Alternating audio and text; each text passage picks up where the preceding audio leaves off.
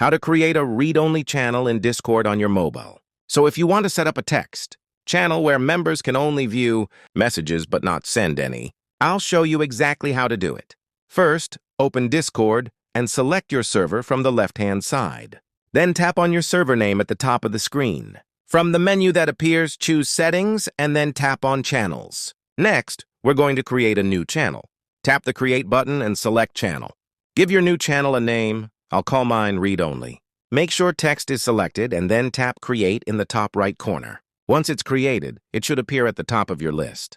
To move it under your text channels, tap Reorder in the top right. Select Text Channels. Then hold and drag the new channel icon on the right side to position it under your text channels. When done, tap Done in the top right corner.